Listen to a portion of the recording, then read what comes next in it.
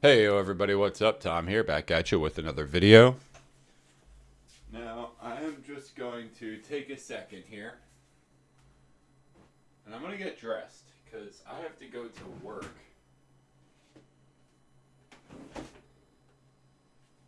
After this play sesh here.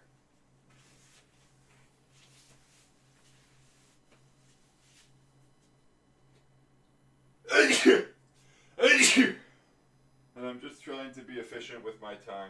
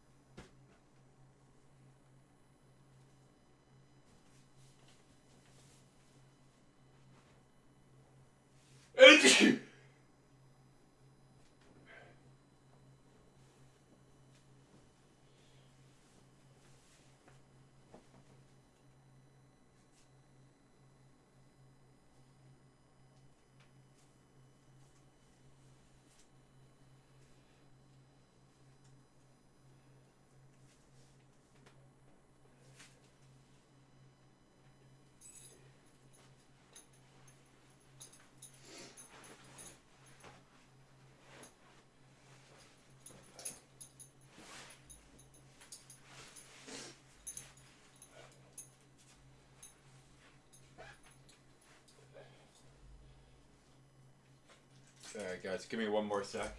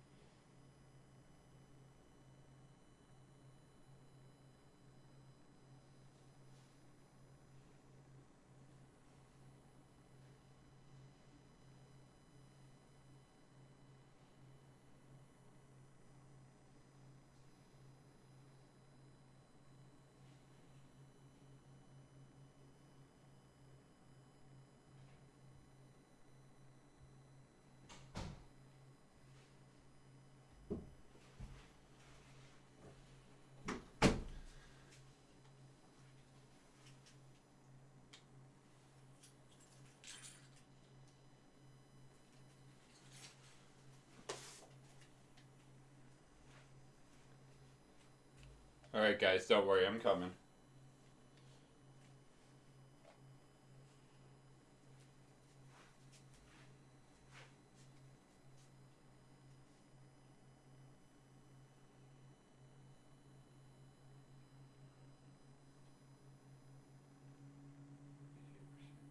Set that charge.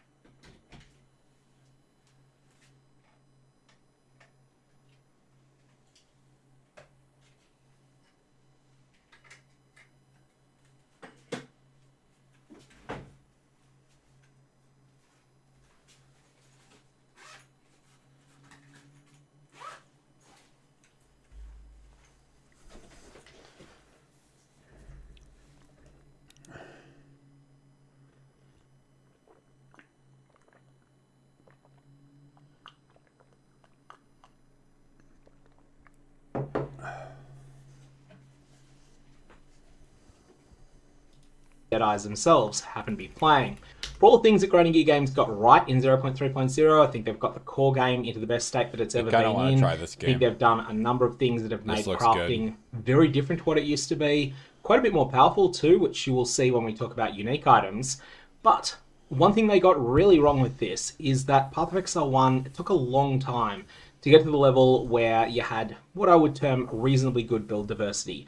You're not going to get perfect, but what you do get in Path of Exile 1 is that you almost never see a single build that is more than 20% of the meta. You also almost never see a single ascendancy that's more than 20% of the meta, except sometimes for things that are very, very good at a specific part of the game. So for instance, you might see in 3.26, Tricksters might be more than 20% of the meta just because they are so good late on, so they end up scaling more with gear than anything else, but they weren't oppressively good earlier on. Likewise, Berserkers were incredibly good at days 1, 2, 3, 4, 5, 6, 7 of patch 3.26 over in Path of Exile 1 land, but they haven't been oppressively good since. Instead, they were just recognised as the best way to get started, and then you rolled something else that was a bit different. Well, in Path of Exile 2, things are a little bit different. The PoE 1 took a lot of buff and nerf cycles in order to get to that point where every ascendancy feels reasonably playable, with the exception of the Assassin, but at least they got 18 that are feeling reasonably good. Path of Exile 2 is not there yet. Path of Exile 2 needs a lot more buff and nerf cycles. And given that at the moment we seem to only be getting one of those a patch, that's not likely to be fixed for something like 12 months, maybe even 24. It's going to show here, it's only a slight exaggeration to say that there is no build diversity, Deadeye has killed it, but we'll have a look at what the numbers say. A quick note on methodology, I'm looking at public characters that are aggregated on the website poe.ninja. This is basically everyone that doesn't opt out, and it comes to PoE Ninja's attention either by ever being one of the highest 1,000 characters by XP, i.e. getting on the ladder, or alternately by being a frequent trader, or alternatively by actively opting in on the PoE Ninja website. Now this gets a lot of people, especially once you start talking about the very, very, very highest level players. I also felt like mentioning that I'm going to be talking about level 90 and above characters here unless I specify otherwise. The reason for that is that by level 90, people have stuck with a character for quite a while. It's not that rare for people to start a character, get to maybe level 82 and decide, yeah, this is definitely not for me. But to get to 90, you need to be pretty committed to the character, and as a result, it gets rid of some of the sort of complete and utter meme builds that you see, as well as things that just haven't had a lot of thought put into them. In Path of Exile 1... Yeah, but what percentage of people actually get their builds up to level 90?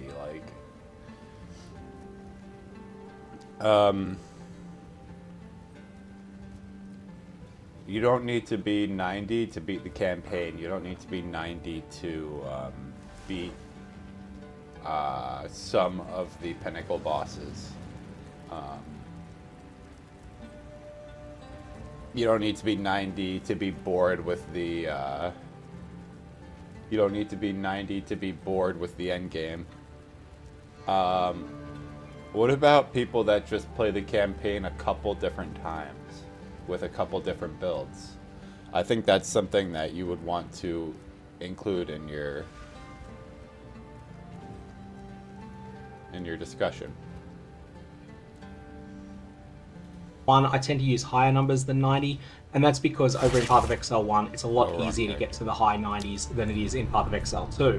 Also, we're talking about softcore and trade enabled here. I think the SSF numbers are quite a bit down this league. I'm not 100% certain of that, but trade got a whole bunch of extra new tools this league. As a result, you've got that hardcore of people that are always going to say, I'm playing SSF no matter what. Well, they're playing SSF. But the people that play SSF sometimes, trade sometimes, most of them seem to be playing over in trade. We could look at hardcore as well, but I feel like that would be a very different video to this. But I am doing one thing very differently to previous videos. The first division that a lot of people use when they're talking about the meta in Path of Exile 1, that's what I've used so far in Path of Exile 2, has been Ascendancy class.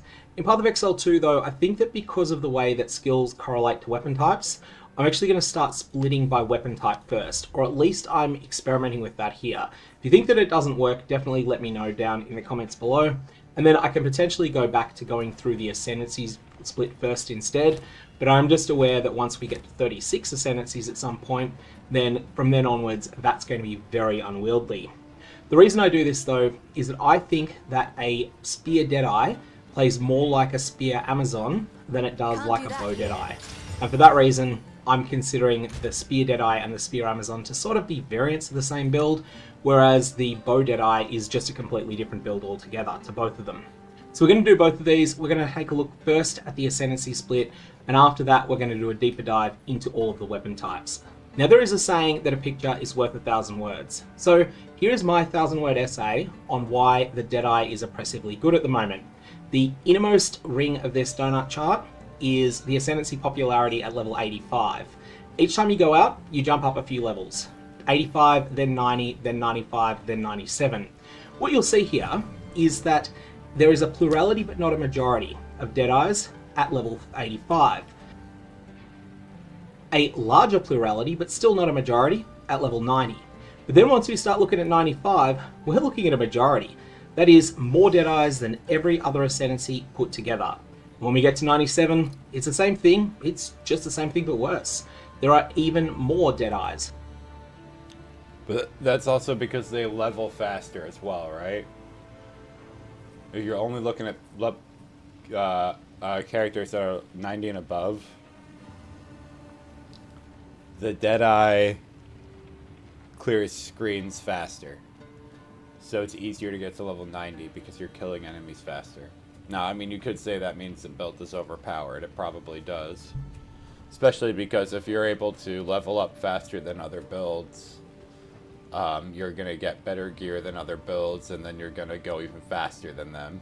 So, when we get there. So what we're seeing here is... Which is partially why I'm glad I have my Deadeye. At any time, I could just come back to that guy and just start farming and just be fine. Two effects at once. Firstly, we have a popularity contest. Deadeye is winning the popularity contest. That doesn't prove that it's too good. What that proves is that people believe it's really good. However, once you get to that point that you're level 85, you are more likely to be successful if you're playing Deadeye than any other Ascendancy that's out there. So, we're finding that there is this conventional wisdom that's going around that the Deadeye is the best Ascendancy, and then that conventional wisdom is being proven absolutely correct by the performance of players that league start with a Deadeye. Deadeye is the most popular, and it's popular for a reason. It's popular because it is better than the other choices. There's a couple other ones that aren't very popular that are doing very well. It's worth noting that the Ritualist, for instance, there's not that many people getting it to level 90. But once you get to level 90, it's actually top tier for getting from 90 to 97. Deadeye eclipses it from getting from 85 to 97, but once you do get to 90, Ritualist is actually the top one for getting to 97 from there. But it's definitely the case that making the decision to go Deadeye is probably the single biggest thing you can do to improve your league start if you're about to get started. It is that much better than every other option that's available. So here's a little bit of a fun fact for you. If we split up Deadeye Bow into one Ascendancy and Deadeye Non-Bow into another Ascendancy, the Deadeye Non-Bow Ascendancy will be the 5th most used Ascendancy, and it will be miles ahead of number 6. That's for level 90 characters at least.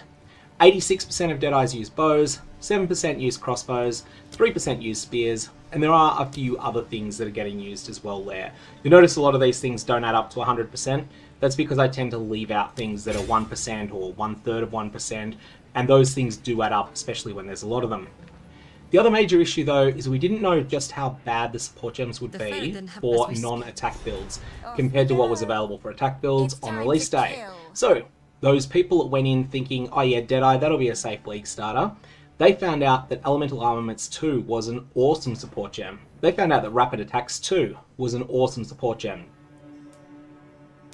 67% of all builds use the former, 61% of all builds use the latter. These numbers are just miles ahead of comparable non-attack supports. Things that do the same thing, like Rapid Casting 2 I think it's called, the Fast Casting in Path of Exile 2. Yeah, but that's also because the other things, the other skills enable you to play different builds. And then this allows you to play every build, if that makes any sense. So the other supports are the things that are going to kind of change the way your skill behaves and like are more build defining. And this one is just a damage boost that they all need in order to do damage. But there's going to be more of these out there because only the people who are trying to go for those specific niche builds are going to be using those other support gems. But everybody, including those niche builds, you and everybody else, is going to be using these damage boost gems that pretty much everybody has to use. This is 20%, whereas Rapid Attacks 2 is 25%. Elemental Armaments 2 gives a big more multiplier to damage, but it does so without some of the conditions that you'll find on various support gems that are available for casters. This information wasn't available prior to release. I think another thing that's happened here is a number of people may have started a caster and then either rolled over to a Deadeye, which is definitely going to be my second character, or alternately, they have quit the league entirely, whereas the Deadeyes are still playing. So when one class is oppressively good, sometimes you can even see a convergence on it that goes beyond what that class actually deserves. Let's quickly mention some other common setups by Ascendancy first, because it's not just Deadeyes in the game. We talked about the Deadeyes mostly using bows, but also occasionally using other things. Blood Mages are number 2 Ascendancy, mostly using a wand and a focus, occasionally using a staff, but staves in PoE 2 seem to be weaker. And when I say a staff, I'm talking about two-handed caster weapons here. I'm not talking about quarterstaves, the attack-based ones. Now this is the same for Stormweavers, and the same for the Abyssal Lich. The Abyssal Lich being the new sort of semi-hidden Ascendancy that's available in 030. Invokers are split between unarmed and quarterstaff, and in fact when we get to the weapons, we're going to be bundling those two together because they use the same skills. Liches vary a lot. Now they're 48% using wands, but just because a plurality, almost majority use wands, doesn't mean that there's not a lot of other variants beyond that, and so Liches, they're kind of their own thing. Infernalists are almost all minion builds, so they're using a scepter. A little bit of difference in the offhands, sometimes they use a focus, sometimes they even use a traditional shield. There's no real consistency there. When it comes to mercenaries, they are primarily using crossbows. Now I say primarily using crossbows, but let's just be a little bit more precise on that. Tacticians are mostly using crossbows, witch hunters and gemming legionnaires are overwhelmingly using crossbows. And then we have the Amazon. The Amazon is actually surprisingly mostly using bows. We'll associate the Amazon Ascendancy with the spear because of how oppressively good that combination was in 020, but that's no longer the case. And now Amazons are primarily using bows, but they will use spears as well. And when we go through some of the weapon class setups and what Ascendancies are being used with, you will see that the Amazon and the spear do still go well together. It's just that they go slightly better with bows because bows are just stronger. Now, I'm not going to go through all of the less played Ascendancies because there's a fair jump down. When you go from Amazon to the next most played Ascendancy, that's quite a jump, and so I think this is a good spot to cut it out. Otherwise, we start talking about really unpopular Ascendancies like the Acolyte of Chayula. It's going to feel a bit weird because some of the really esoteric combinations like Deadeye with a spear, they end up being more popular than Acolyte of Chayula no matter what weapon you consider. One last thing I want to touch on before we break down into all the different weapon types. There has been a big loser in this patch, and it's been as a result of the new crafting. What's going on here is that new options replace old options. Crafting getting so much better in 030 has pushed a lot of unique items away from use this for a long time until you get something better status, down into dumpster tier status. Chaos Inoculation use is also down, and the reason for that is that it's now easier to craft Chaos Resistance on here. And once you've got Chaos Resistance, Chaos Inoculation doesn't feel beneficial anymore, tends to feel detrimental. So that's the reason that CI use is down so far, and I expect that will be more the case later on. Now, unique items in slots that can accept a rare item, these are down in use by a massive amount. Only a couple of items are actually worse than they were in 020. Many items are actually better, but mostly it's just that they've been completely replaced by new options. And probably the most fun fact of all, Astromentus. Once the pinnacle chase item in Path of Exile 2, it now costs fewer Exalted Orbs to trade into an Astromentus than the number of Divine Orbs it cost at various points last league if you wanted to trade into an Astromentus. Now, Astromentus has become much more common, so it's not like this is something that's completely unexpected, but at the same time, it is still a very rare item. It's just that basically no one wants it, and the reason for that is it's now much easier to craft a +3 amulet that has other good mods on it. In fact, I have a video in the works on crafting a particular type of +3 amulet, which is going to be a Magic Find caster oriented one, and it's something that is not completely a budget craft. It's definitely not something inaccessible at current prices. So let's take a look at the meta, starting with bow builds. These are 42.5% of the meta. Now, 91% of these people are playing on a Deadeye, 4% on an Amazon, 2% on a Pathfinder, and 1% of them are playing a Blood Mage. Now, the Blood Mage here is a complete curveball. This is based around the unique bow Widowhail. This is something that can be used alongside a perfectly crafted quiver in order to do some really disgustingly good things in conjunction with the spell Spark, or really any other projectile spell. You can get a lot of gem levels out of this, and you can do so with projectile speed, which is a really important stat as well. So this is actually fundamentally a spell build. So if we exclude those, and we only talk about the people that actually make attacks with bows, well, that's the other 99% of the bow builds. The other 42% of the meta, while 0.5% are playing on this Blood Mage setup. And once more, 91%, 4%, 2%, 1%, that doesn't add up to 100%. That's because of rounding and because I'm not counting all the other ascendancies, which do add up to a little bit, but none of them are significant. Going back to the bows, people have heavy investment in evasion and moderate investment into deflection here usually. Sometimes people also pick up some energy shield as well, but their primary defensive layer is evasion in general. Next we have the wand builds. These are 18.8% of the meta. Generally speaking, elemental casters, and 51% of them are Blood Mages. Blood Mage got a couple of buffs in this patch, and whilst there was a nerf associated with it as well, taken as an entire package, it was a pretty big buff. 17% of people are on the Lich, 16% the Stormweaver, 10% the Abyssal Lich, 2% Chronomancer, 2% Infernalist. Now, lightning spell skills in general are the most common here. Orb of Storms, setting up Arc and Spark, both as payoffs. But there's other setups as well.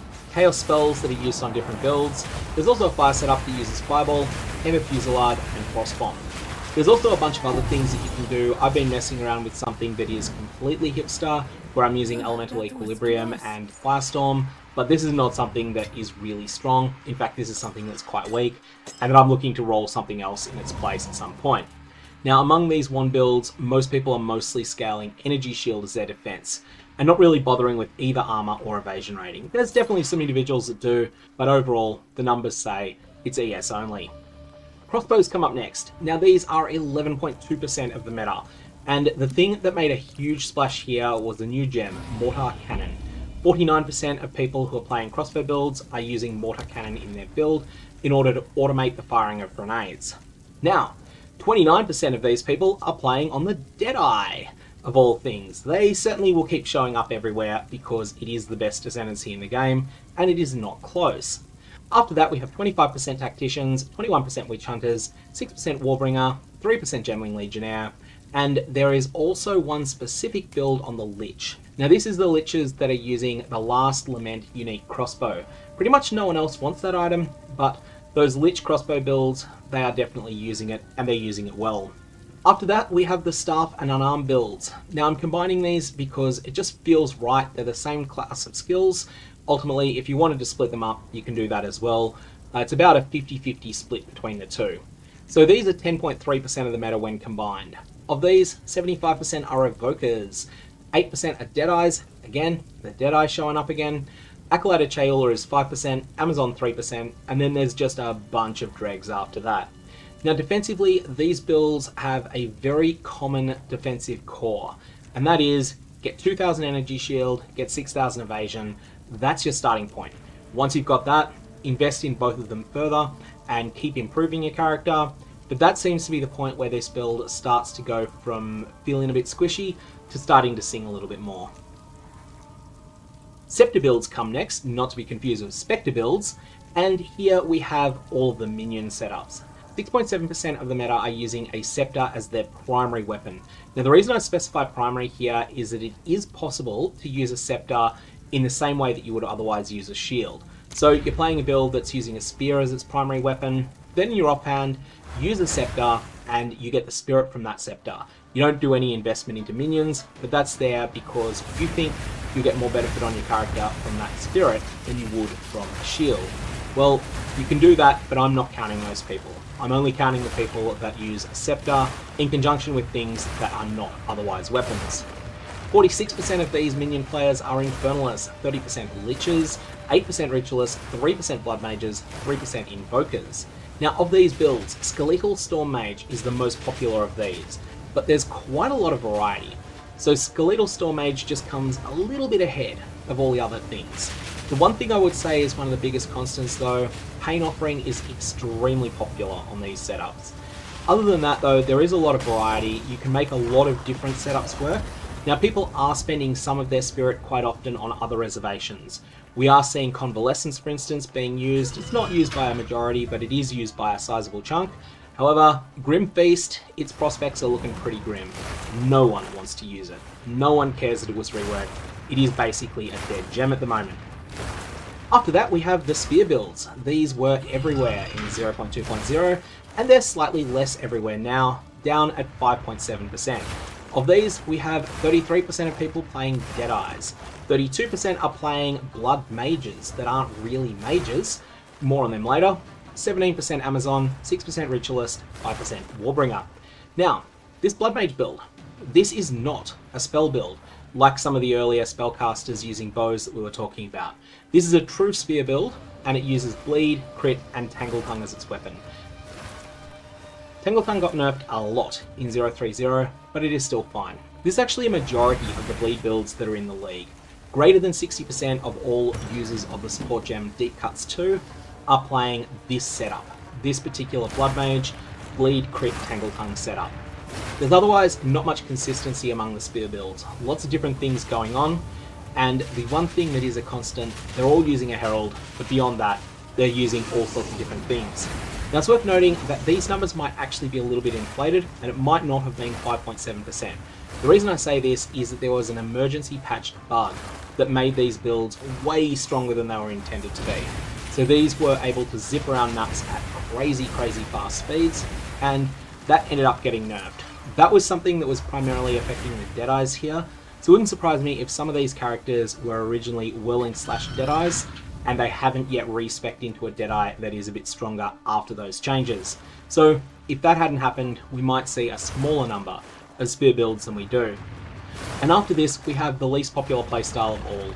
Sorry, those of you that just love the idea of donking enemies on the head with a slow, two-handed, massive weapon, you're not very popular this league. 2.8% of the player base, 44% of you on Titans, 31% on Warbringers, 8% on Smith of Katava, which took a massive nerf to its setup, and then 5% on Tactician.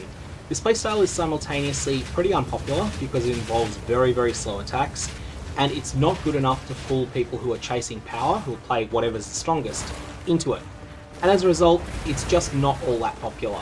Heralds do help the playstyle out a lot, but not by enough. And most of the people that might like the power fantasy involved end up choosing something different instead. And that is the end of the first meta wrap-up for 0.3.0. I'm going to leave it there. May your Varlobs have interesting results.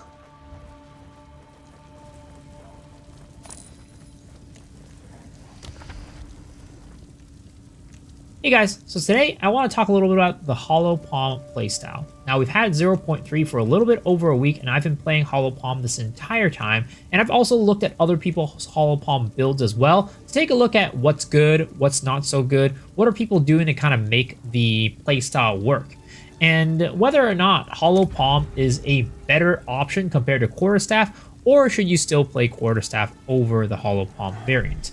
And what I would say is that both of them, of course, have their strengths and weaknesses, but overall, I would say at the moment, I would recommend most people play Hollow Palm over the regular Quarterstaff variant. Not quite because it's stronger than Quarterstaff, but I just think that right now, Hollow Palm is very easy to get off the ground and running, and the ceiling for the build is much higher for the amount of cost that you have to invest. Now, I thought this was the opposite case before, but as people have been playing with it and as people have been innovating with Hollow Palm, there have been really some awesome options for people to deal both single target and AoE damage, and it really doesn't require much investment, if any investment at all.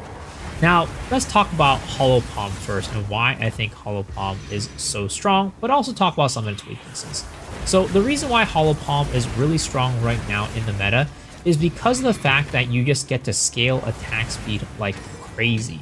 And this means that you get to use things like Tempest Flurry for AoE clear and mapping. Now, as we all know, in 0.1, Tempest Flurry was one of the best mapping abilities because not only did it clear very well with the Herald of Thunder, Herald of Ice combo, but it also moved you forward, so it moved you faster than most people would be able to move just walking with their boots.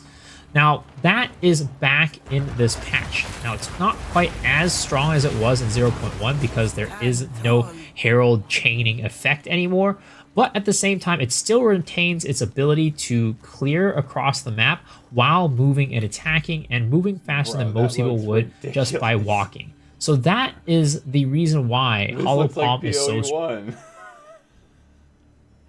This looks like the first build I ever saw in PoE 1 that made me, like, want to play PoE 1.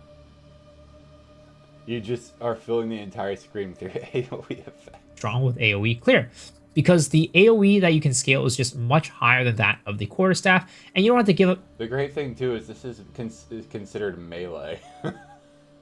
Anything for that. That's just part of your build, part of your character. As you get your character stronger, naturally it will just get more and that guy's playing on PS5 too. Holy shit. That guy's playing on PS5 too. Wow. More attack speed. And that's why I think that Hollow Palm in general is just better for clear. Now for quarterstaff, on the other hand, you can still do the same thing, but again, the attack speed is going to be an area that you will need to invest into specifically, and that's going to cost you some damage elsewhere.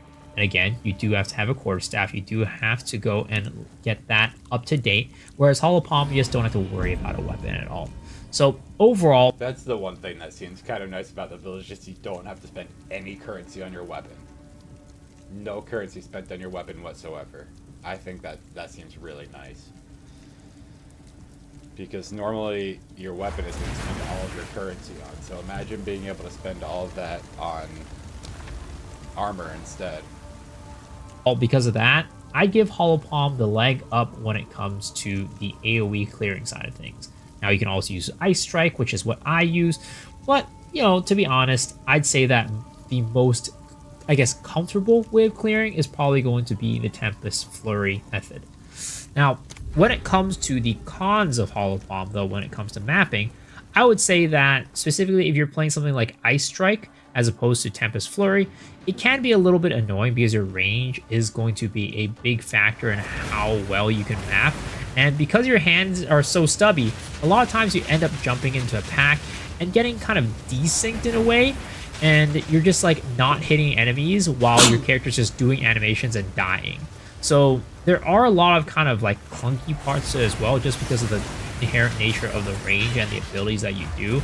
But again, if you don't play that and you just play Tempest Flurry, there isn't even that downside of being stuck and having low range as a Hollow Palm character. So overall, again, mapping, I think Hollow Palm wins.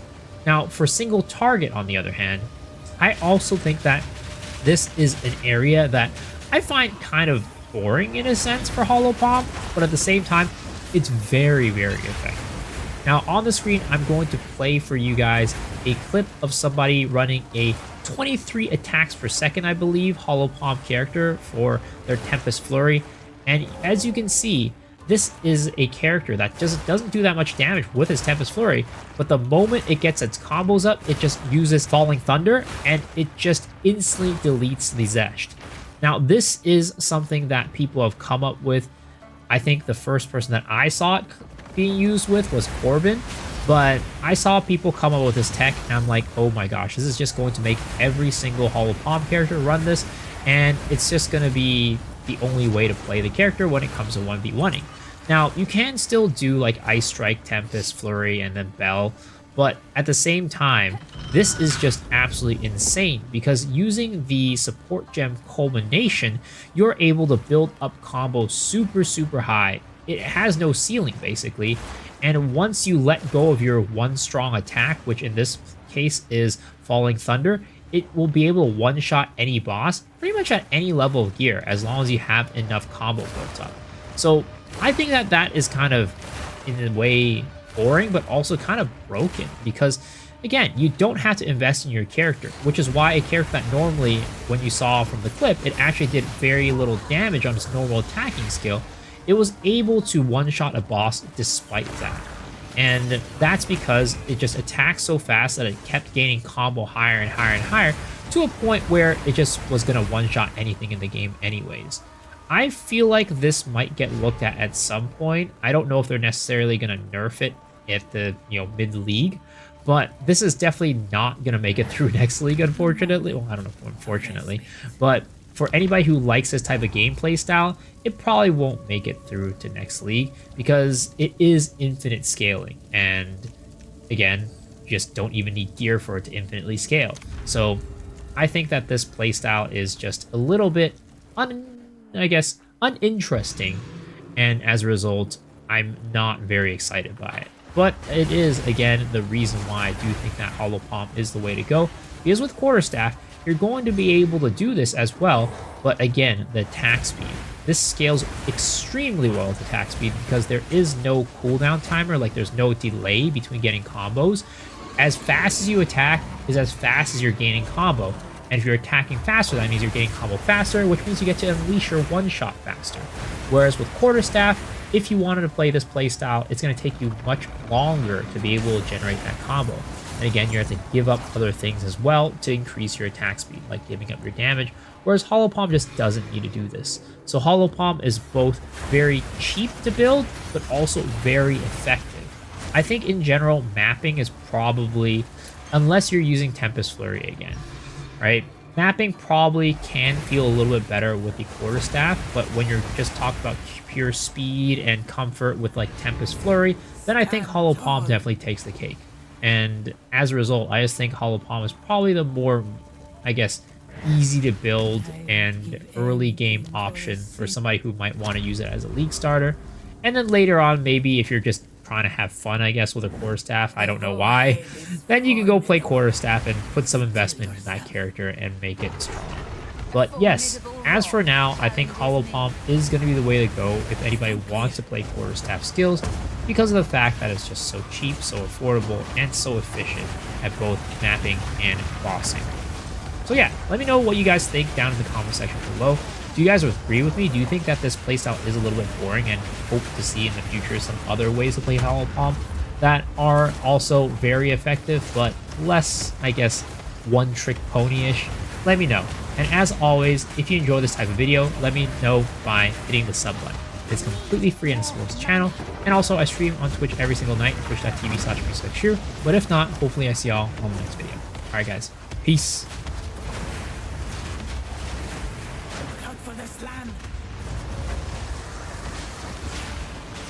Hello and welcome everyone to another episode of the Still Sane podcast. I am your host, Talkative Try, and today we have King Kongor here to talk about all things UE2 and 0.3, the third edict. King Kongor, how has your league start been going, and what are you playing right now? No challenge at all. I'm playing Warrior, and league start, the campaign, I had a really good time in Act 1.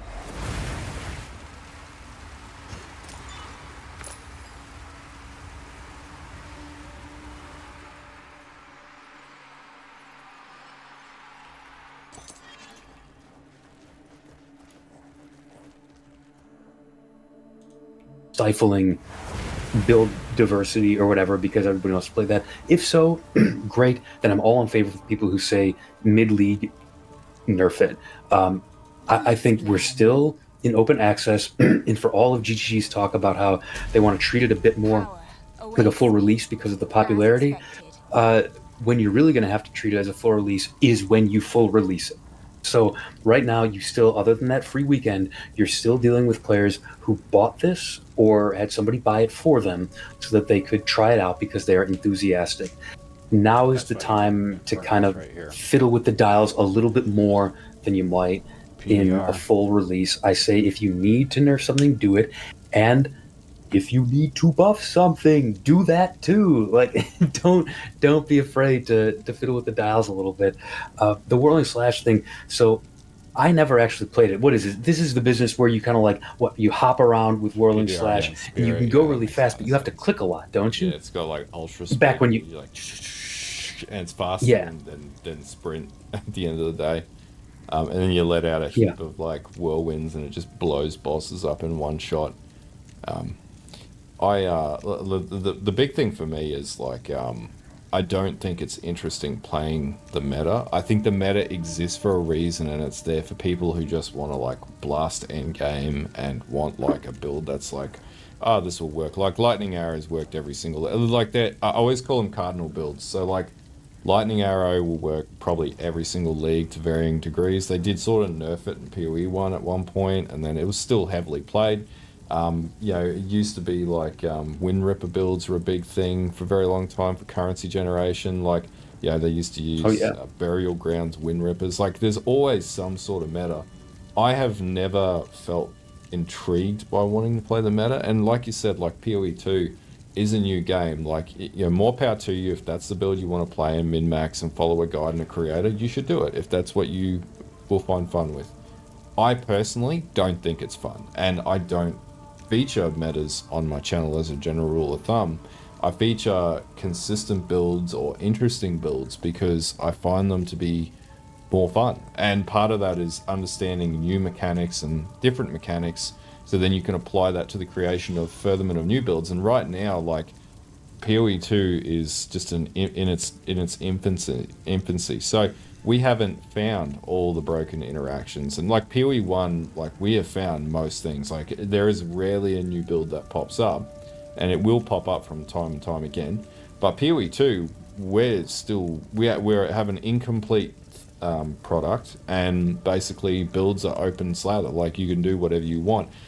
The big advantage of the way the game is currently sort of going down the design route of it's very much like starting to move in the last epoch route with 0.3, where you can take any skill, and as long as you have the ability to scale it up, like the surrounded by enemies helm is wild. Like that is probably that's another Deepest Tower scenario. Like it is. You basically 100% additional attack damage. That's an insane. And to be clear, the item already existed. It was enabled by the new nodes that were added in 0.3 that made it basically be the Deepest Tower. Yeah, exactly. So like, that stuff like that's really cool. Like, and I'm sure there's other things in the game that are very similar to that we haven't even found or realized yet. And that's the beauty of it. Like we look at like 0.1 was very limiting. Because not a lot was added. 0.2 got better, but not quite. Deepest Tower was very build enabling. 0.3 we're starting to get a little wild. And 0.4, who the hell knows what we're going to get in 0.4, but it's going to be some crazy crap. But we're getting there, and I feel like over time the metas will become less prevalent. And that same thing happened in PoE 1. Like, over time, as the builds were established and the ascendancies are there, the metas became still meta, but not like the most played builds, and the blend of builds went down. I personally, I don't think Deadeye is that good of an ascendancy. Like damage, front load damage wise, yeah, it's great ascendancy, but it's not a very defensive ascendancy, and it's not one that I personally want to play. So I don't think it's a good ascendancy from my own opinion, because it's not defensive. I'm old. I'm getting old. Mathematically. It's fast. Listen, if you want to know, if you don't mind dying, if you have good mechanical control, what is the best class to go fast and generate a lot of currency? Probably Deadeye. Yeah. Sure. But like that doesn't mean it's the only good class or the only valid playstyle, that kind of thing. Yep. Far from it. Tons of really interesting and cool and strong builds. They're not like S tier that like blast like that, but it depends on what you consider to be fun. And I feel like the rule of cool is one of the, like with Warhammer, the rule of cool is something I play. If the skill looks dope and it has a sick interaction, then I want to play it. Lightning Arrow just doesn't scratch that itch. You could play it and you'll make a ton of currency, but is it worth doing that in an early access where it really means nothing, when you should be like investing? I do want to revisit for the perspective of players who are newer or less experienced or who have less time and stuff. I want to be clear that we're talking from the perspective of people who've made literally dozens of builds, and I think that if you are still learning the game, there is a lot to be said for playing a meta build. I actually endorse it in a lot of cases because you are going to be learning so much about the game that having one element of it, like people often will shy away from build guides or meta builds or whatever because they're like, oh, I don't want things handed to me on a silver platter. I don't want to make the game too easy. That's not going to be a problem. If you are new, if you are less experienced, that's not going to be an issue for you. The build is just going to be one little thing that you're learning. And even if somebody's giving you a build guide, there are going to be things that you have to learn. Like, okay, they said that I have to go craft this and that I have to use something called like a preserved jawbone. What the hell? Like, you have to go figure that out. And like, just taking one thing off your plate in terms of the build, totally reasonable. So I don't begrudge anybody at all who wants to play your PoE 1 Righteous Fire Pox build or your PoE 2 Lightning Arrow Dead. I think it's a totally legitimate decision. Our discussion is coming from a place of like, we want to experiment, we want to experience cool things, because like, we've done that stuff. Like I've done that stuff. I just want to do something else. Yeah, exactly. Like learning how to make, like the thing I hear from players that have never touched Path of Exile is, I want to make my own build. But like, the thing that people need to understand is it is not a simple task to come up with a new mechanic. Like, few of us have done it. I remember when I put pen to paper on VF totems in Path of Exile 1, right? And then someone figured out that ballista totem support worked on it, and it just got totally ridiculous. And then over the patches, it got better and better, and then it got nerfed into oblivion. But like, it's not the same as like, it's different when you're an experienced player and you're applying game knowledge and then figuring out that, well, this is how I would approach it. But if you're fresh and you've never done anything in the game before, arguably there is an element of players that will figure it out natively, and more power to them. But there is a large amount of players that will have a bad experience trying to figure out a build. And we talk. And I worry every time I say that. I worry that I'm coming across as saying like, oh, the smart ones will figure it out. Not necessarily. Sometimes you just get lucky, pick the right skill or whatever. Because I don't want people to think, oh, if I can't do it with no game, if I can't do it like right off the bat in my first 100 hours, then I'm not smart. A lot of very, very smart people. Like, I'm not an idiot. I couldn't do it in my first 100 hours. I'm not a total moron.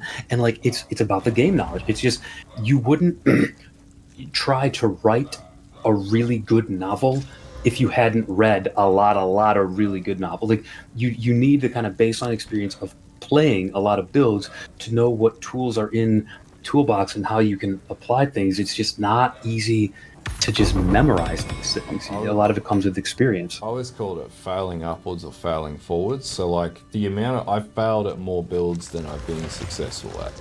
And I think that's a really important part, because you then need to go, okay, why did my build fail?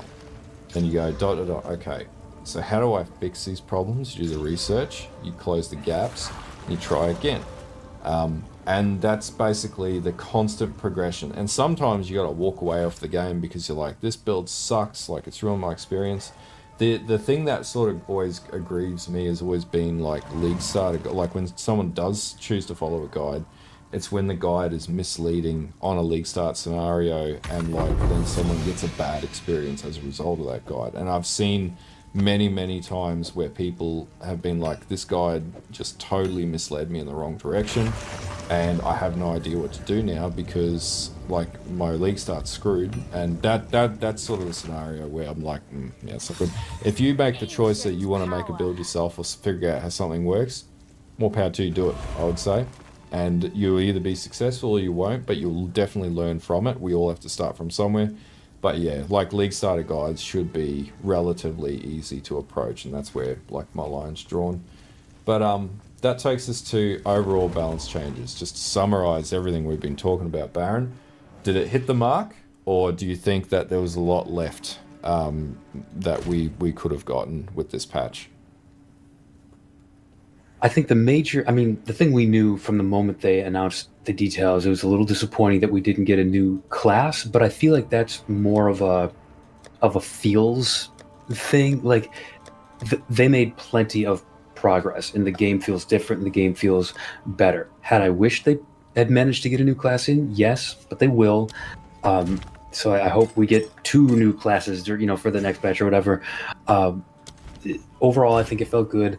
I think what they need to focus on, because I think a ton of the stuff we talked, skill gems, feel good. Story stuff feels good. I know that they're keeping grinding on the story. I know that they're keeping grinding on the classes. I don't even know if I need to mention those, because like those are givens. Like we know that they're shooting to get those in. I feel like there's something that I have trouble putting my finger on, that I've read a lot of people's comments on this, and I just don't know if I can exactly place what's wrong with it. The end game progression feels a little hollow compared to PoE1, and I'm not sure exactly which element of it is. Like, is it the fact that the mapping is endless, that you don't have that kind of sub goal of filling out your atlas? Like, I think one of the things that makes PoE1 work is that there's all these kind of mutually overlapping goals, like, so that you never kind of run out of goals. Like, you're trying to fill out your atlas, and you're trying to get your Alice points by doing that.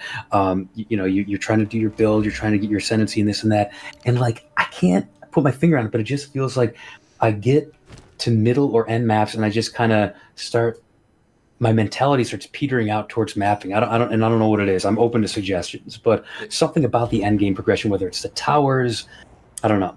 It's a combination of, this is what I stitch it down to. So the towers are a big problem, and the reason why is PoE1, you're given the option of which path you want to endgame. So like in the context of PoE2, right? So if you want to specialize in Delirium, you put all your eggs in that basket.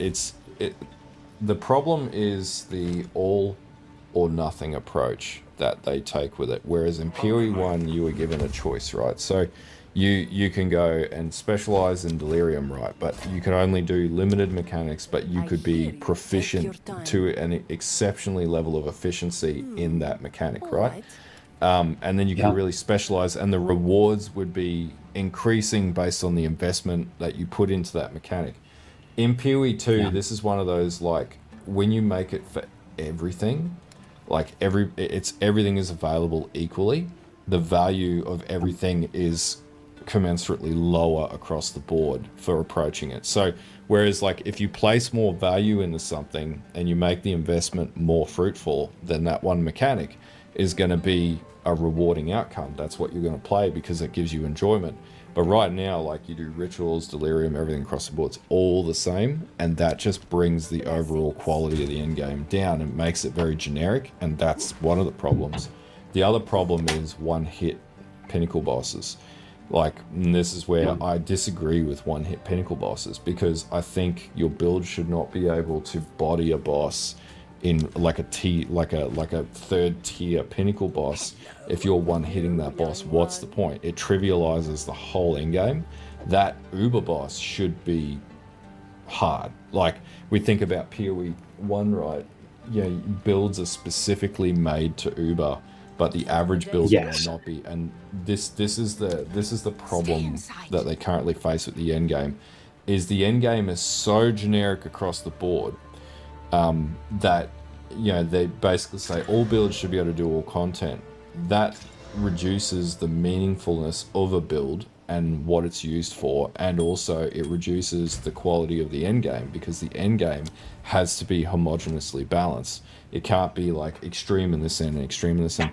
I think when we see mechanics like Delve come into the game, this is when we'll start to see our divergence of how the game works. So it takes away the, like, front load damage stats mean nothing in a mechanic like Delve because you need defense, right? So mechanics need to have more of a unique identifier that separates them from other mechanics to actually go, okay, I need to adjust my build to be able to deal with this mechanic, because otherwise I'll be unsuccessful at it. And I think that will eventually be where it'll dawn on them that maybe the existing Atlas tree gets scrapped from Path of Exile, and basically completing that goes the same way as Path of Exile 1, where you have one tree and you go into different points that give you different benefits, not separate mini trees. And I feel like that's the thing that screws the end game in PoE2, sorry. Young one, here we are. All points that I agree with, and I think it's a reasonable take that might be what's contributing to my feel of the end game. The Atlas tree, man,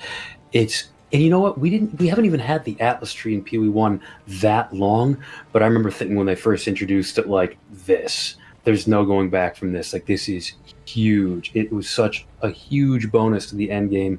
And yeah, just coming to PoE 2, and it feels anemic. It feels like this weak, shriveled little thing by comparison. Like it's a few tiny little orbs of influence, and I feel little agency. It's gated behind superficial changes, right? Monster level, and then really generic changes that almost don't feel like they're very impactful. And if it's the concept of incentive, and it lacks incentive. That's the problem. Whereas PoE 1, there's you go, I want this point all the way up here, but I've got to go through this whole pathing tree to get there, right? To get the benefit from that point. So then you want to go through and you want to progress it because you have to be able to achieve it. And that was the benefit of the PoE 1 mapping system, because you had all of that ability to be able to scale up. And I feel like this is where they're struggling with the PoE 2 endgame, because expanding it out, once you get past the campaign, it's really just quickly min-max your build, get up to tier 3 bosses, Bob's your uncle, done, game over. There isn't that pursuit of happiness like that PoE 1's got, where you've got to individually complete every map. That's the difference. There is a journey once you get to end game, and it's like you're playing the campaign again, because you've got to progress everything and complete it. And some people, they complete it within 1 or 2 days. They would blast every map, but you were forced to play every single map. You weren't forced to play a map because it's on your path. You were forced to play literally every single map because there was an incentive to do so, and that's not what's in Path of Exile 2. And that's the problem. It takes time, and as you progress that, then the rewards get better over that time, and to the point where you get to end game, and then you're going, well, what mechanic do I want to be the best at? And then that's what you choose, and that's the difference. Let me pose this to you. So I think two of the issues that we've raised that are contributing to this kind of anemic feel, this kind of lackluster feel to the end game, are things that are related to each other and GG might be worried about. So both the complexity of the Atlas tree and that homogeneity you talk about, where the build that is good at blasting a map is also good at spiking down a boss in 2 seconds. I worry that both of those things might be slow to fix because they may not want necessarily to fully fix them. They might see that as new player unfriendly. They may say, well, new players want to be able to progress and build to the point where it can do everything. You and I disagree with that, obviously. You and I think that there should be some degree of build specialization, that you should be able to beat a pinnacle boss with many builds, but spike him down in 2 seconds, that's a different story, And you and I feel that the Atlas tree should. So how would you respond to GGG if because we don't know, but if their concern was, we don't want to make it too new player unfriendly? How do you? I think the biggest issue that they faced with this patch was the getting rid of the slog feel, right? So it's the opposite problem. The end game is the opposite problem as what they faced as the campaign, right? You actually probably spend more time in the campaign originally trying to get through it than what you were going to spend on a build in the end game, min-maxing, right? That's, I think, the issue that they were addressing with point 3. I don't for a second believe that they're not aware of the problems with the end game, and that comes from the fact that they piecemealed that together to get the point 1 patch out originally. I feel like if I was in their position, right, making a choice between fixing the end game or fixing the overall game, the initial step up through the balance, I feel they made the right choice with what they did with point 3, because that took away the animosity of running a new build and doing that every league, and you could take a weekend and get to maps, right? I feel like that was the right decision, and this came back to like many times I've made in many of my videos and whatnot over the last year, has been the game balance should have been, the getting the feel of the game right was what needed to be the focus, and I feel like they're just about there.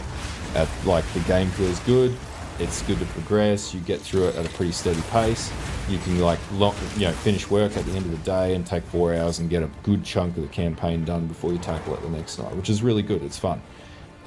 I feel like this patch more so that was the main focus, and basically it'll be a continuation for Act 5 and balancing that out, but now they're past that point. Now they know what the game should feel like, and they've got the feedback that people are providing about the feel of the game, void of the outliers and the radicals out there. I feel now it's like, okay, we know what the game should be, right? The identity of the game is starting to formulate. Point 3 is the pitch change, and that's the identity of where they want the game to go. The community is responding positively to it. So aside from the tweaks to get it working better, now what does the end game look like? I feel like the end game is an open check right now. They haven't even really fleshed it out. I don't for a second think the end game we have right now will be the actual end game in the very end of when 1.0 comes out. I feel like there will be a massive... I don't know, man. I want to think that, and I think that they may think that, but this feels to me, having worked on some projects before, I know you have too, this feels like the sort of thing that could easily be pushed as just put off again and again as good enough for now, we make tweaks to it, You know, this is the problem that happened on release or on open access release, where they had been iterating on stuff like flasks, on stuff like the gem changes over and over again up until the moment they released in December of that year, and then suddenly everything was frozen in place. They said, all right, we've got something there, and we need to focus on putting out these other fires rather than reworking whole systems when we've got at least a thing. And I worry that the mapping system could be enough of a thing that they don't feel a super drive incentive to iterate on it, to go back to the drawing board even. Like, imagine going back to the drawing board at this point. I don't know. That might be the sort of thing that comes with like a major expansion down the road, where they say like, let's at least get to release, and then maybe the first major expansion will do an endgame overhaul or something. Yeah, it could be. It could also be the same scenario as the gem system, where they walk back their entire design philosophy and basically go, maybe we got to overhaul it and make it a bit more similar to the original game to get the quality out of it. I would still say, honestly, they've stayed true to their PoE 2 design decisions for gems for the most part. Like, they've made tweaks and adjustments, but like, if you ask me, is the 0.3 version of gems closer to 0.1 or to Path of Exile 1, it's way closer to 0.1. Like, it's still recognizably a PoE 2 gem system. They've just, you know, iterated. They've made the changes. I think I think 1.0 will be an interesting tell as to where they get to. I think we'll continue to see iteration. Like, this game isn't going to fully launch until probably the end of next year. Let's be real about it right now. I don't see it. Unless they really cut corners and say, well, we're going to launch with like 4 missing classes or something. Like, yeah, I don't know how they're going to do it. I don't think that, like, you know, they said, was it by this Christmas it was supposed to be fully released? I think, like, I don't know, man. The problem is, like, over promise and under deliver is seems to be the key issue up until recent. And even now, like, they're sort of getting back on track, but yeah, they sort of fell off the wagon for a lot of this year with this one, in particular with the damage to PoE 1 and whatnot too. And, you know, they pulled that back on course correction now, like, they're back on track. But I don't know what to expect for the 1.0. I just know it's not coming anytime soon, but just have to enjoy what we get every 3 months. And then, if they hold themselves to that Christmas deadline, if it is coming soon, then it's just going to be another iteration. It's not going to be a big launch. The big deal will be getting it out there and getting more players in, because I think a lot of people who might try the game will be way more inclined to when it's free. Yeah, exactly, and that'll be the real tell. But also it'll be when the revenue starts to dry down a bit as well, and that's going to be a little problematic for them. So we'll see how things sort of play out over time. But yeah. Anyway, I think that gets us to the end of our series of questions. We covered off on a fair bit with this one. We did. I think overall it's a good feel, positive feel. A few nuances here or there that, you know, I'm sure they'll look at over time. But yeah. This is a good example of a patch for them. Even the bits that I'm not super thrilled with, I think they're heading in the right direction. Yeah, I think they really changed pitch in the right point, and they continue like this. I'm more inclined to play this as a main game now because I see the potential that I couldn't see previously. But I'm not there quite yet, but I could see where I would be in the future. I'm still in PoE 1 mode as my main, but I could see it in the future. Yeah, exactly. The Here's hope hoping. is there. This was what I was hoping 0.1 would have released as, and we just got it much later than it. Anyway, yeah. thanks for joining me for another Coffee and Chaos podcast. Baron. Always a pleasure. Thanks for having me. For anyone watching, don't forget to like and sub to Baron. Don't forget to like and sub to me. And we will see you guys in the next one, which will be a little delayed because Baron's got a few things going on. Good things. And yeah, we'll see you guys then. Cheers. Take it easy.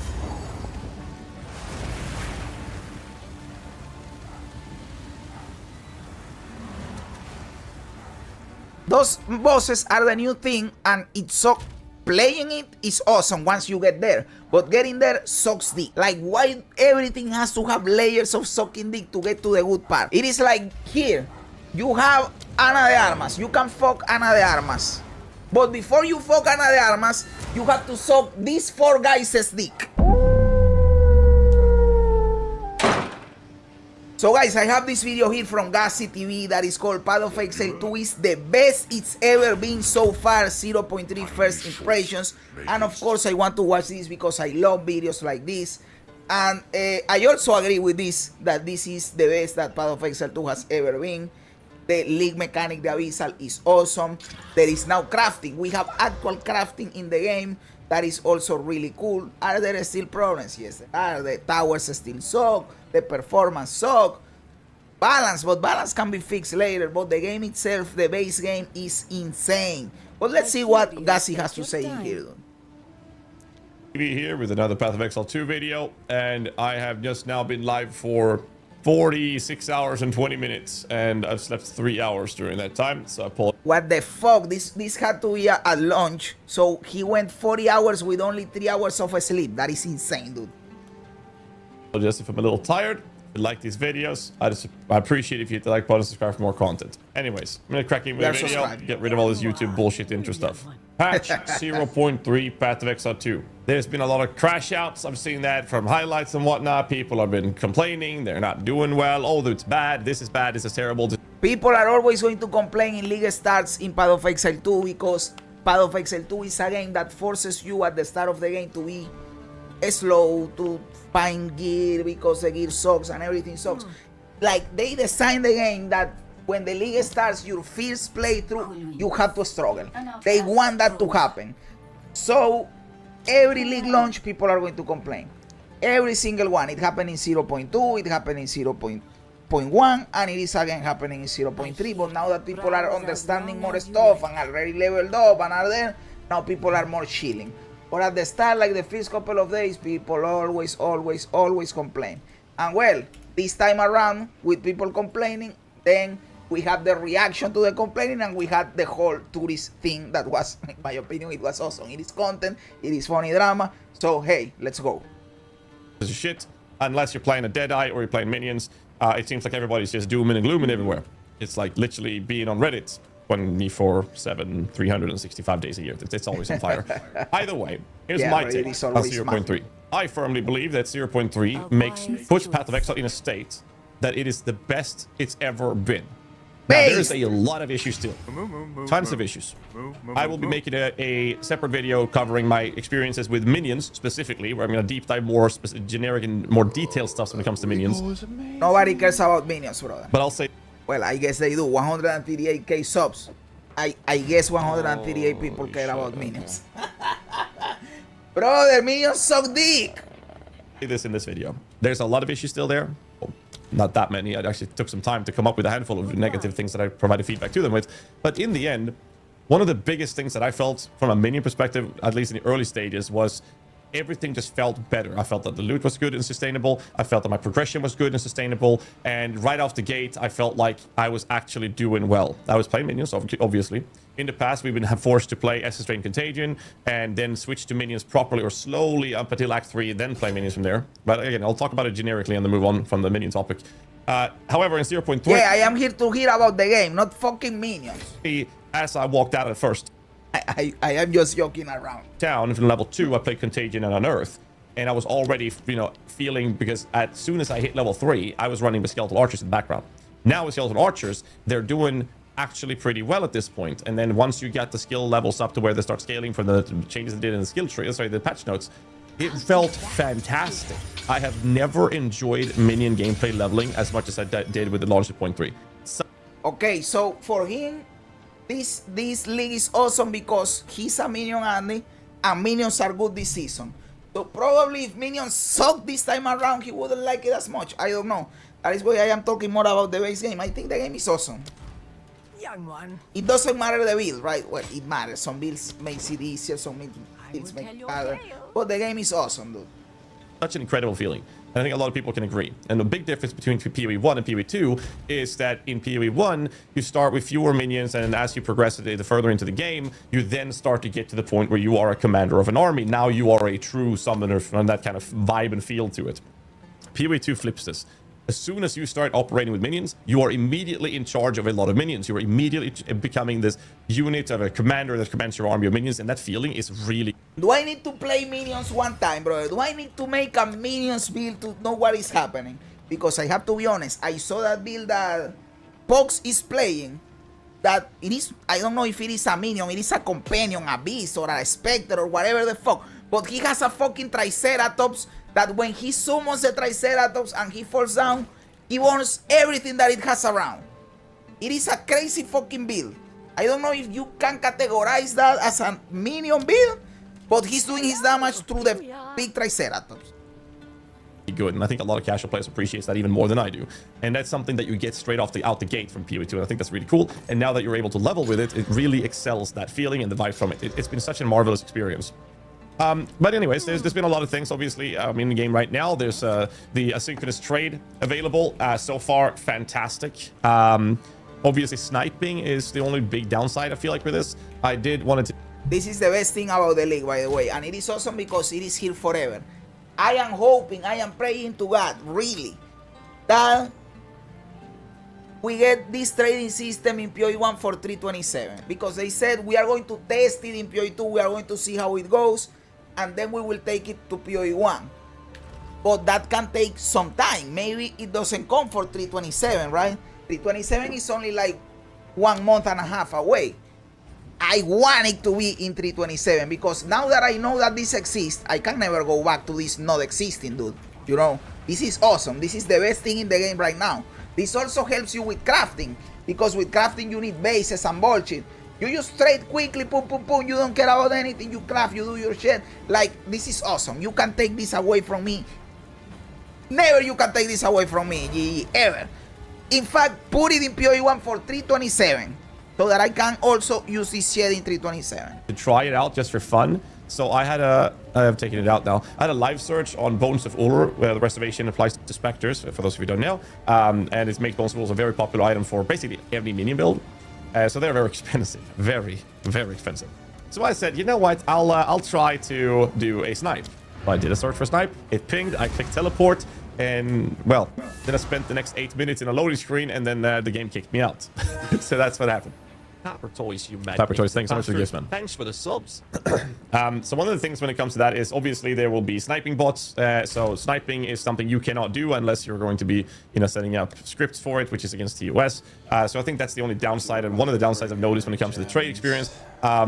People still do use normal trade. Like, let me do a search on Amulet, for example. So this guy here does not have it up for sale in the merchant tab, so I could reach out to this guy and barter with him, and it was kind of nice. You can choose to do so if you want to, or you can literally just change. It's cool that you have the option to do it, but I have not ever done it once because it is too, like, brother, just clicking the thing, taking the item, like, what the fuck would I waste time? I just want to do it as fast as I can, and getting the instant buyout is the best thing ever. This to have but I only want the instant buyout. But I like to have instant buyout and in trades when I'm searching. I'm actually able to communicate with them if I see someone having it up, and maybe barter with them if they're willing to do so, because you can't barter with the guys that are putting in the tab. And people buying items, I saw people coming into my hideouts, and when I was there, they bought an item. I heard a ping, a notification, I got money, and the guy fucked off. It was so comfortable. I really like this. It's gonna be fun to see how the economy develops and evolves with this in mind when it comes to inflation and whatnot. Another topic is the crafts from the Abyss League. I think the average leaf crafting has been is insane. Actually really cool. I'm not going to go into detail of how to do it. Like, this is not going to be a guide for that. It's mostly my experiences with this patch as of the launch.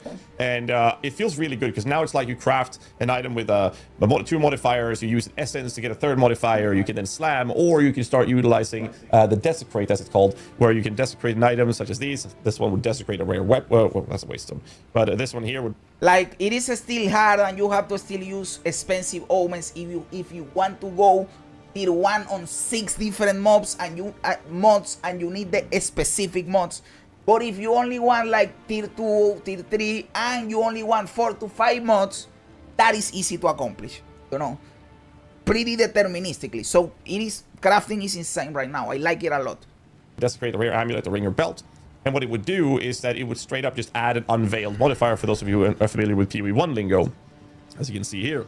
And if the modifiers on the item is full, so a rare item can have 3 prefixes, 3 suffixes, it would then randomly remove one to apply this veiled mod. But if the item is not full, this mod just adds that veiled mod onto the item. So you could craft a 5 modified item, then put this on, and then go to the well to unveil it, which gives you a choice of 1 modifier out of 3 options. And then there's omens for this, which are very common, which I'm very happy for it, and they're not very expensive either. I think they're like 15x or something right now. This allows us to re-roll that option once. So if you didn't like the first 3 options you get to pick between, you can re-roll to get 3 new ones, or same if you're really unlucky. And I really like that process. And there's some other omen that allows you to target specifically the veiled modifier on an orb of annulment. They were like 34. Exactly. The veil, the desecrated modifier is deterministic, because even if you have to do it several times, like use the... First of all, you have the Abyssal Echoes that he's showing in here that gives you 2 tries, right? 6 modifiers, 2 tries. But you can use the Omen of Light or something like that and use an Orb of Annulment to delete the desecrated modifier specifically. So you can reroll again twice. So yes, it involves a little bit of luck, how many times you have to do this, and this expensive process. But you can achieve your goal deterministically if you do it enough tries, you know, which is awesome. You can also use, if you need a prefix or a suffix, you use the other omen that makes the desecrated suffix or prefix. Like, getting the desecrated mod that you want is deterministic as fuck, and that is cool. 40x or something. But there's a lot of room for us to craft more with this, and that made me more excited to do crafting, like especially with essences. For example, I did a lot of greater essence of bodycraft, where I would craft 2 modifiers on blue items, and then I would put an essence to guarantee a life mod. And now I had a 3-modded item. All I had to do is slam it twice and then put the desecrated mod. It just... My king, take the power you were promised. Put an end to this nuisance. The Sigmar of Yaldura. Bow before your king.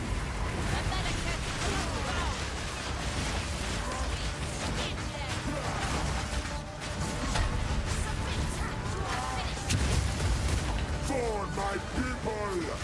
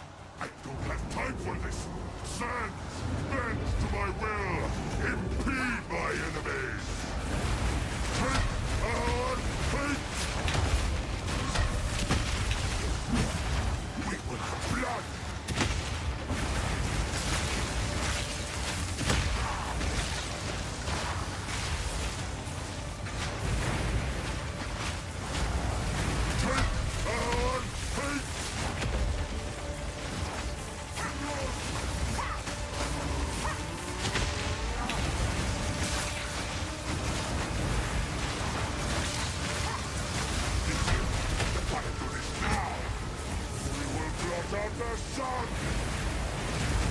The Vatican will pay! I will erase you!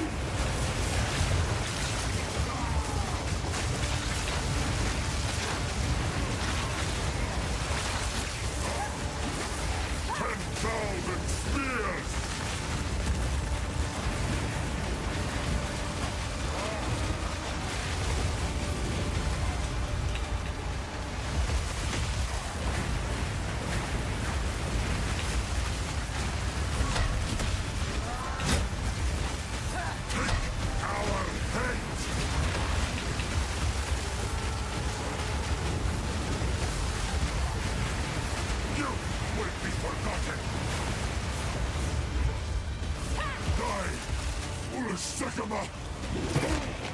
Oh, look.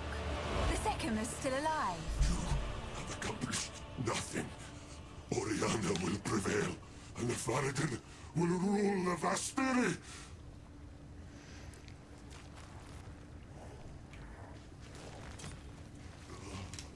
This is not over. Not yet. Shamanra! I return you to the embrace of death! It is done.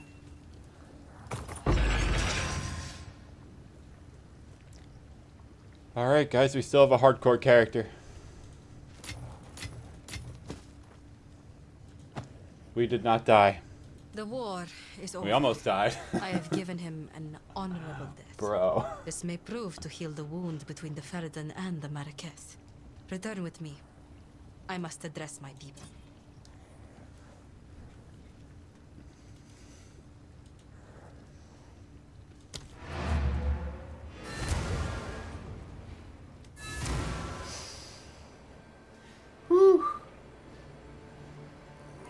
Oh, I got my heart racing. Just felt really, really comfortable to do so. But again, I'm not going to do a guide on how to do this craft. There's a lot more to it. But I had a lot of fun crafting with the Abby stuff. I got some pretty cool stuff, like the helmet I'm wearing right now is a +2. I had a really good time with this. The body armor, the shield as well. The shield with focus. This ring was the last thing I crafted, which turned out really fucking well, I'll tell you that.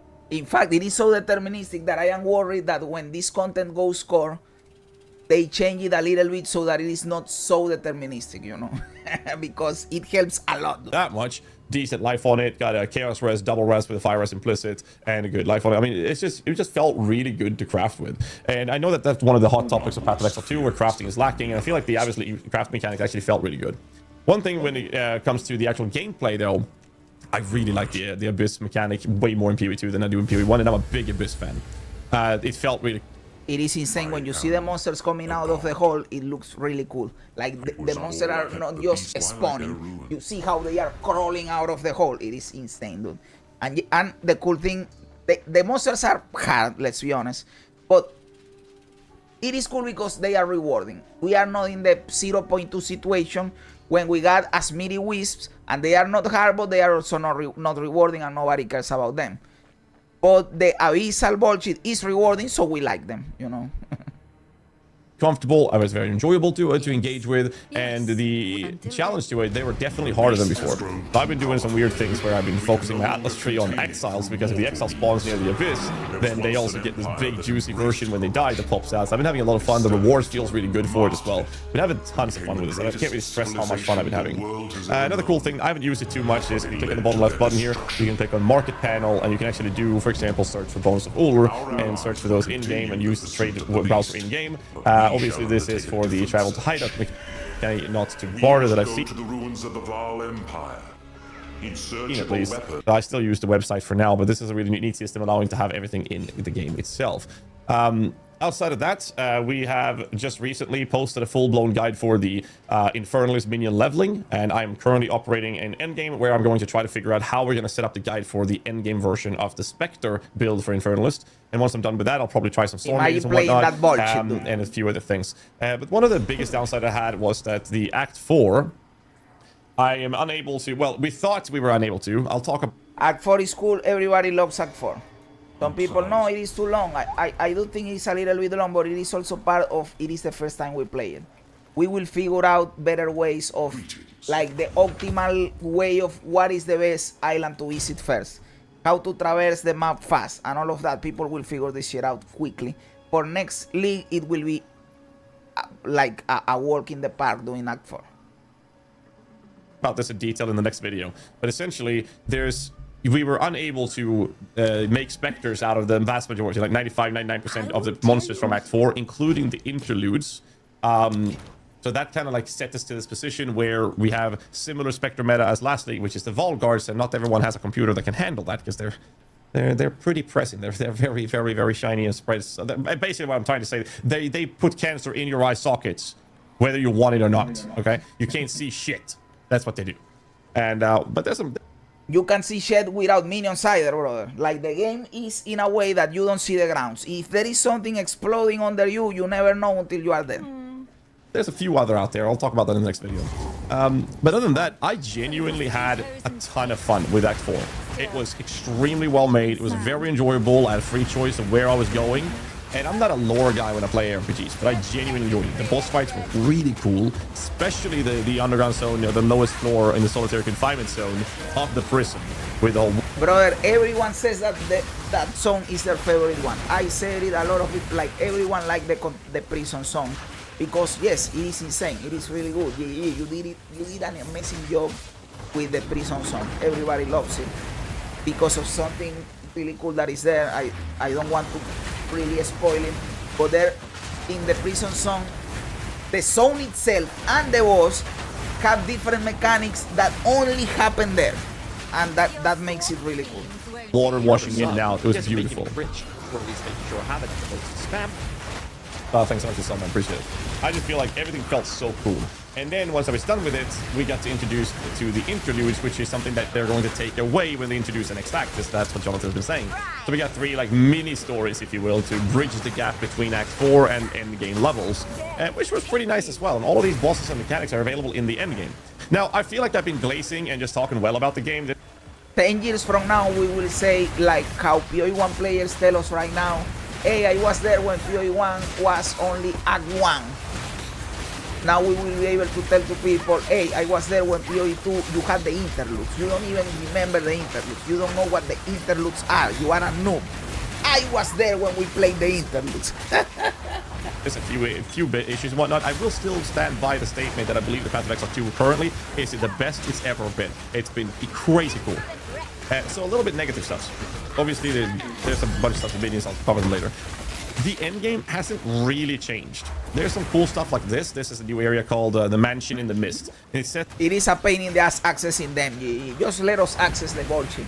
Why don't you just let us access the bullshit? Why do I have to do all this extra, like, no, collect bullshit around the map? I don't want to do that. We are telling you that we don't want you to force us to do bullshit maps, and you introduce a mechanic where I am forced to do bullshit maps. What the fuck, man? Just let me access the fucking map, dude.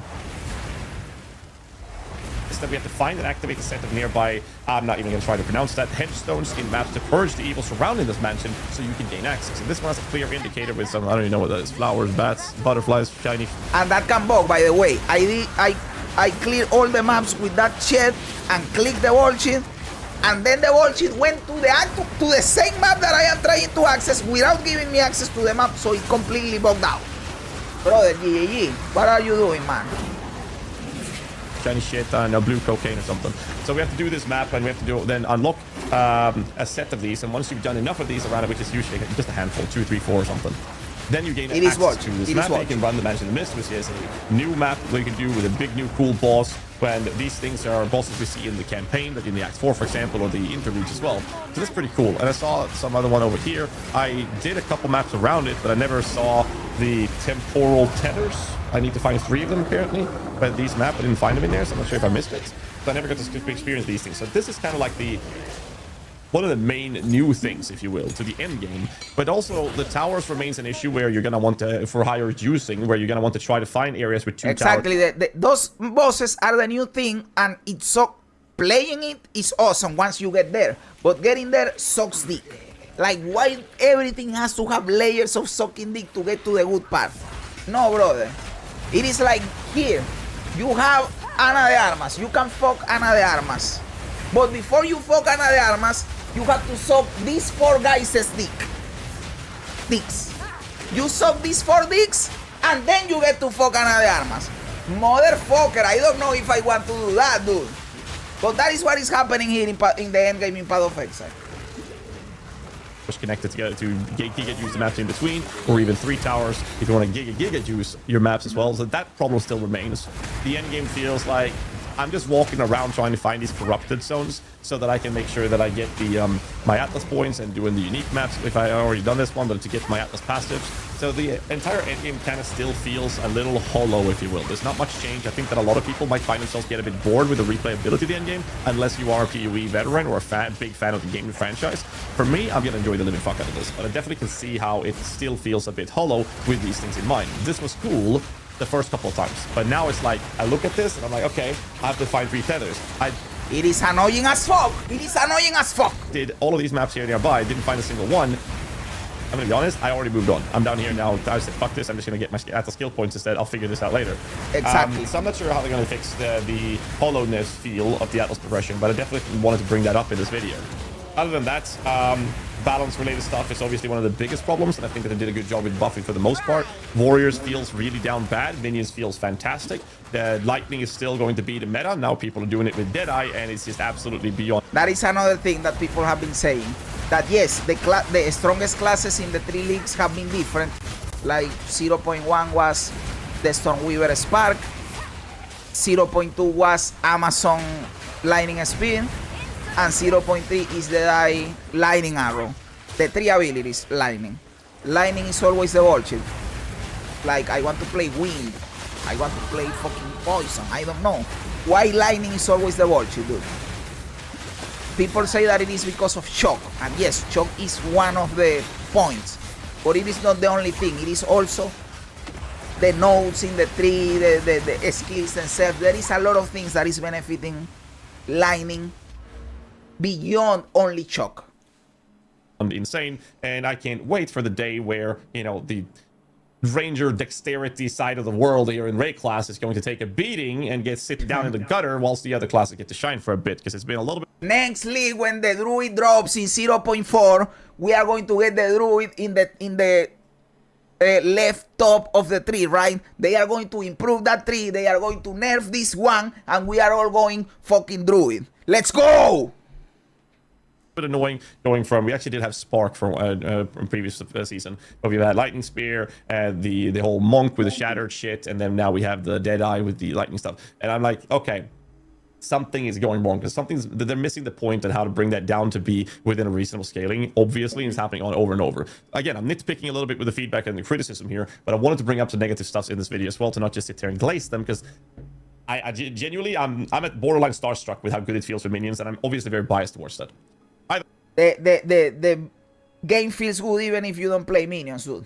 Like, I am playing a Ritual is bleeding and I am feeling really cool. The game is really good. The progression in the end game also feels... I know that the end game still sucks. We have been talking about that in this video. It still sucks and it will probably be improved in next patch. But it still feels better than ever. Like, I am almost done with my Atlas. I have 40 out of 40 points, but I am completing the other little trees, you know. And I am... Maybe it is because I have more experience than before, but I don't think so. I think that the progression is better and faster this time around. For sure, I think that. So, the endgame even feels a little bit better, even if it is still bullshit. By the way, that has been my experience from the start. I'm very excited to continue progressing this and get the build guys up and ready. And obviously, I'm working on the Spectre build right now. I did talk to Jonathan about the Spectres in Act 4 and Interludes. And imagine having a direct way to talk with Jonathan, brother. I want that. Hire me already, and then we will talk every day, because he will be like yelling at me every day for being stupid. That they didn't have time to balance them to be Spectres, and as a result, they cut them to not be Spectrable. He also told me that they will patch this in later. Now, if later means in a few days, a week, 2-3 weeks, or next season, I don't know. But more on that once I have more to share. I'll let you guys know, of course. But anyways, I want to wrap this video up so I can rant about minions in the next video. Hope you guys like this video. Let me know what you guys think of the season so far and your experiences, because some people are a disaster experience from the start playing something that is not working, and other people are having a fantastic experience just walking through the world, having the time of their life, and that's where I'm at, and that's why I feel a bit biased. But let me know what you guys think, and hit the like button, subscribe for more content, and all that jazz, and I'll see you guys in the next video. Till then, stay safe and keep rocking. Hey, that was a nice one, Gassy. Thank you so much for the video, dude. And yes, I agree with him mostly on everything. I don't give a fuck about minions, but I do agree that this is the best season so far for Path of Exile 2. And yes, it has a bunch of bullshit in it. We have talked about it extensively and probably will keep doing it. But it is still a pretty good one, and I can only, since it is getting better and better, I can only think that 0.4, 0.5, 1.0, it will be better, and this game will be the best ARPG ever. It is a fucking masterpiece, dude.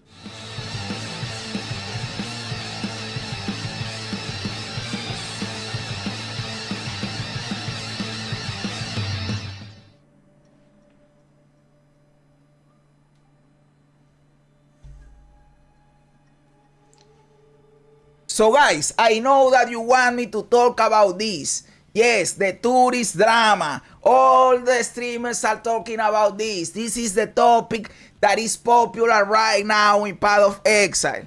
So yes, I am here to talk about it. I will give my take. I will give my opinion. Let's give you the too long video.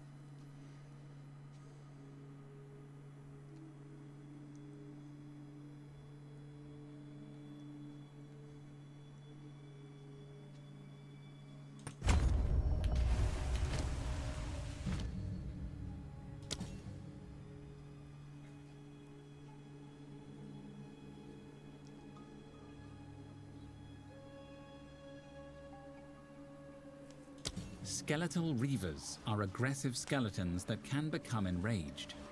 Command them to enrage, and they will become stronger and faster as they attack, but will be drained of life. Skeletal Reavers are aggressive skeletons that can become enraged. Command them to enrage, and they will become stronger and faster as they attack, but will be drained of life. Skeletal Reavers are aggressive skeletons that can be...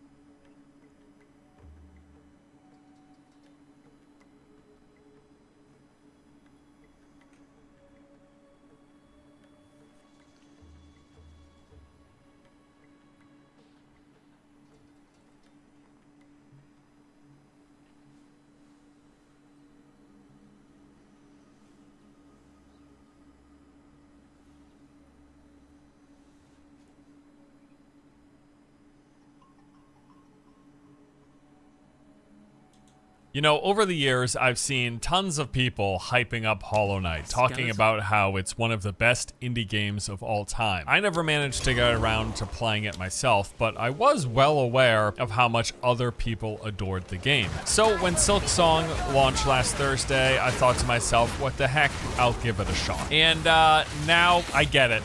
I finally understand the hype. From what I've played thus far, this game seems phenomenal. If you're even remotely interested in 2D action combat Metroidvania likes, yeah, Silksong is really good. So just finished on my first play session with Silksong here, and I gotta say, like, holy crap. Honestly, I'm impressed, and I'm not the only one either. On launch day, the game reached a whopping 534,000 concurrent players. That number has already been surpassed on day 2, and I would say that there's a real strong possibility it gets surpassed once again over this weekend. A lot of people are playing, and most of them seem to also really dig it. As of this recording, it has nearly 20,000 user reviews and a 95% overwhelmingly positive score. In fact, the game was so popular it literally broke online stores during the first few hours of release. I spent over an hour myself just trying to purchase the game, but I wasn't able to. Like, Steam kept having an error every time I tried to check I'm just like,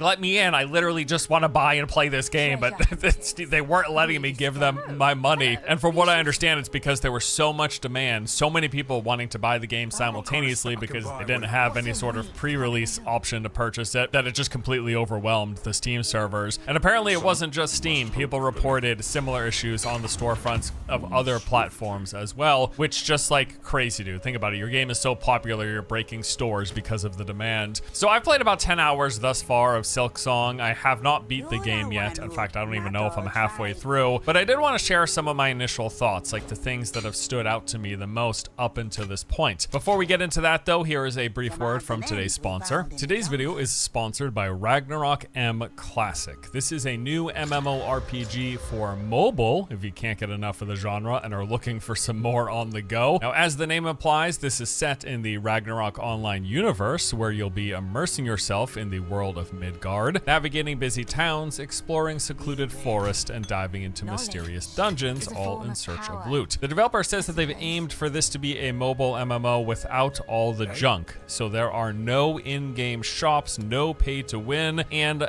one single currency,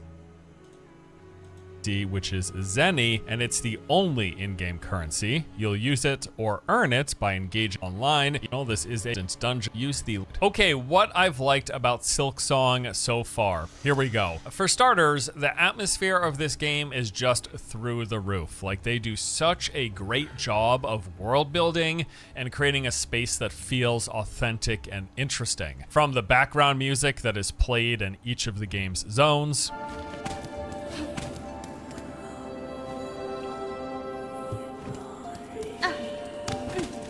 to the soundscapes and the environmental noises behind all of that.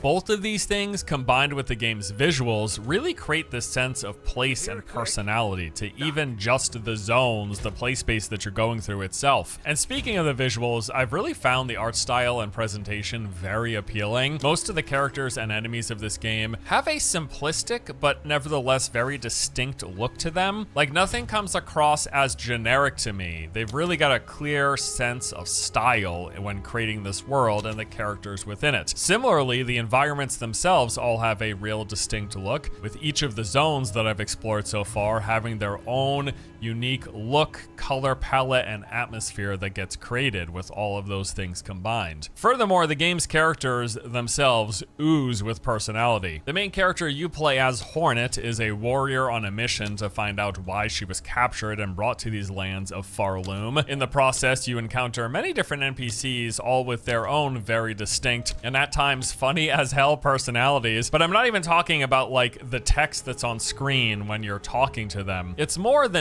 noises the characters make and their mannerisms in whatever made-up language that the game uses, which sounds an awfully lot like French to me at times, but whatever it is they're saying, like the noises and the way the characters act and again their mannerisms, it's all super endearing, very, very endearing. There's this little girl who's singing a song and ringing a bell at a locked gate.